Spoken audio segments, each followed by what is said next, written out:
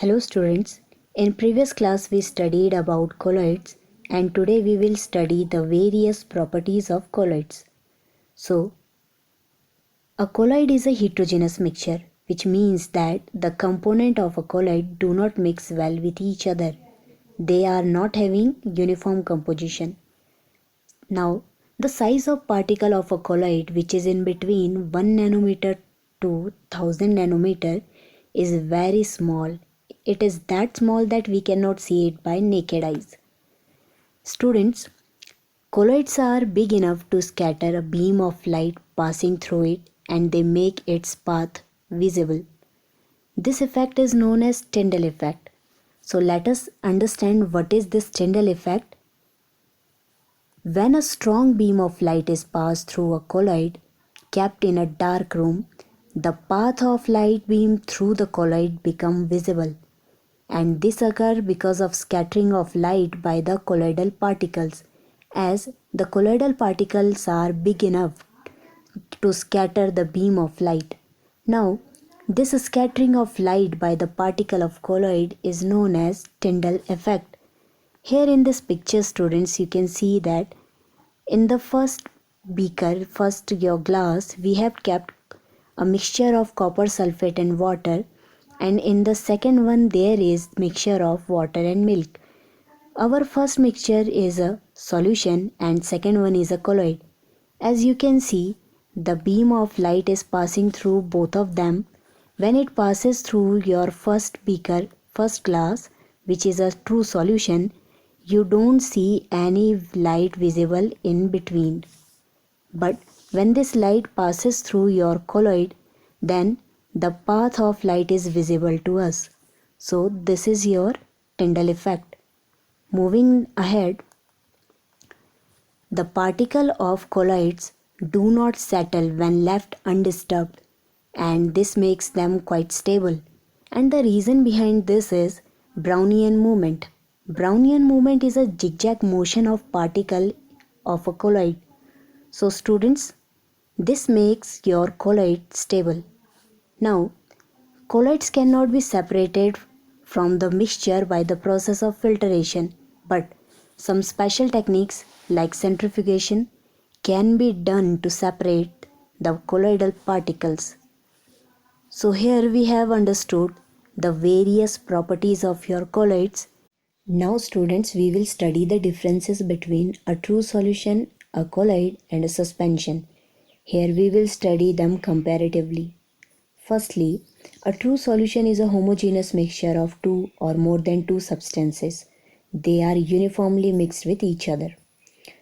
A colloid is a homogeneous looking but actually a heterogeneous mixture, so it must not be having uniform composition. A suspension is a heterogeneous mixture of a solid dispersed in liquid or a gas. So here we have discussed all three on the basis of their mixture type. Now, in a true solution, solute cannot be seen even with a microscope. They are that small. In colloids, the dispersed particle can be seen only with the help of a powerful microscope. So they are a little bit larger in size when we compare with the true solution. Now, suspension. In suspension, the particles can be seen with the naked eyes. They are very large compared to true solution and colloid. In true solution, the size of particle is about 10 to the power minus 10 meter. Actually, it is in a range of this value. Okay. Now, in colloid, the size of particle is between 10 to the power minus 7 meter and 10 to the power minus 9 meter.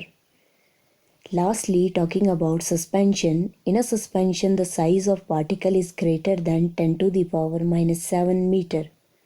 So this was the size of their particles.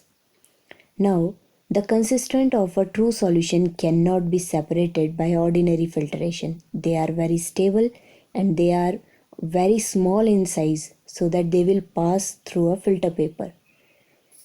When we say about colloids, the constituent of colloids cannot be separated by filtration. They are also very small and they will also pass through your filter paper.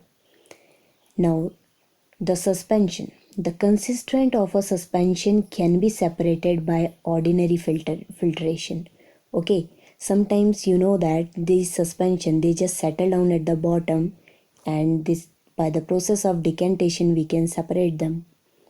Now students, we have seen four properties here. Now next one is Tyndall effect. As we know, true solution never shows your Tyndall effect.